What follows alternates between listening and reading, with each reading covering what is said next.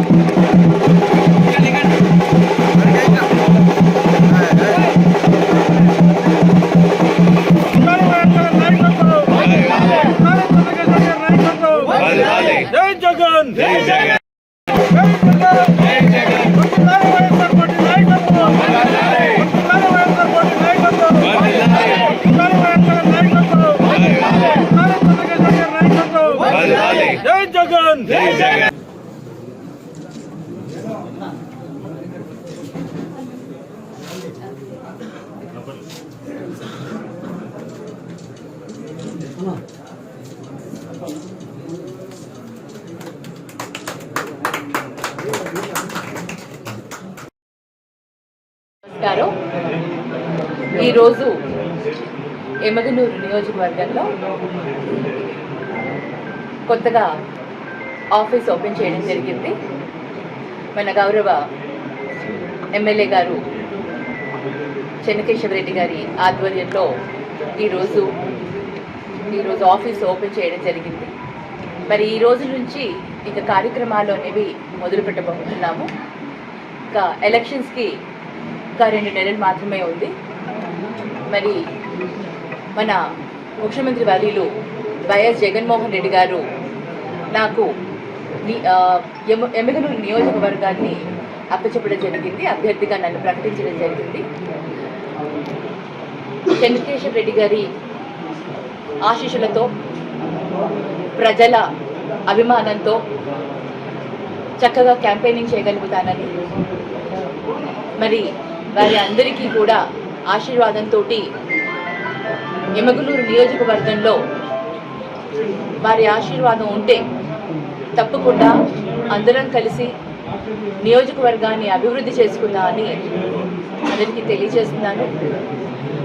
ఈరోజు ఎంతో గర్వంగా, ఎంతో కాన్ఫిడెన్స్తో మేము ప్రచారానికి వెళ్ళేందుకు మాకు జగనన్న ఆల్రెడీ అన్నీ సెట్ చేశారు.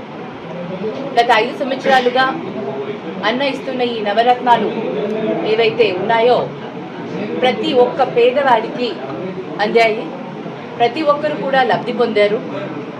ఈ నవరత్నాలే కాకుండా నాడు నేడు కింద విద్య కానివ్వండి, అలాగే వైద్యం కానివ్వండి, ఎక్కడ చూసినా ప్రతి ఒక్కరూ లబ్ధి పొందిన వారే.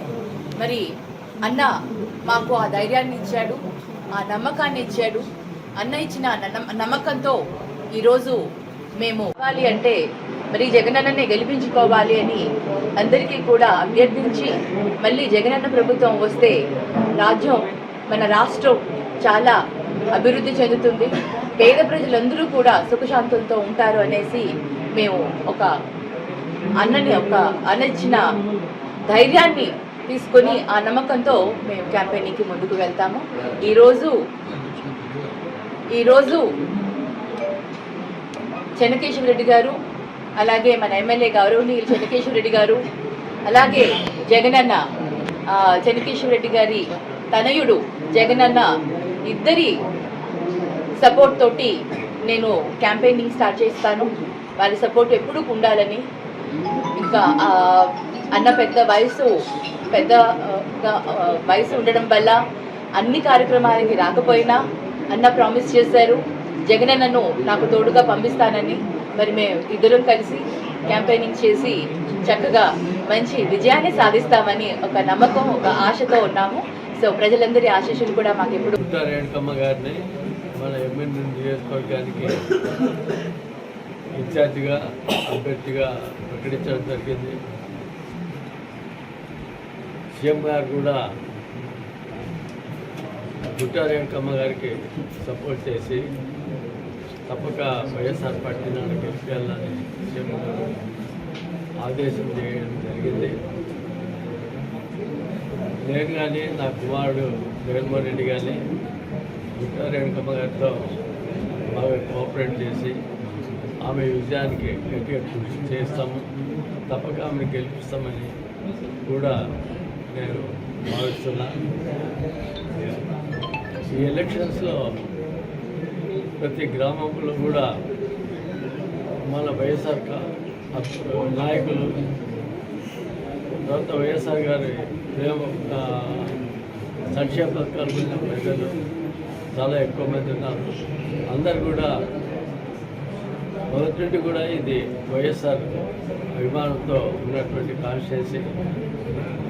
మన ఎమ్మెల్యే పట్టణంలో కూడా ఇవాళ ఒకప్పుడు తెలుగుదేశం పార్టీకి ఓట్లు ఉన్నాయి, కానీ ఇవాళ ఆ ఓట్లన్నీ కూడా వైఎస్ జగనన్న గారి ఓట్లుగా మారిపోయినాయి. ఎందుకంటే సంక్షేమ పథకాలు కొందరు జరిగిన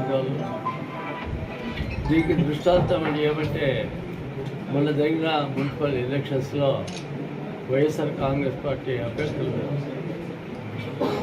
దాదాపు 31 సీట్లలో గెలవడము, వాళ్ళు మెజార్టీ అంతా కలిపితే, కౌన్సిలర్ల మెజార్టీ అంతా కలిపితే వైఎస్ఆర్ పార్టీకి దాదాపు 12,000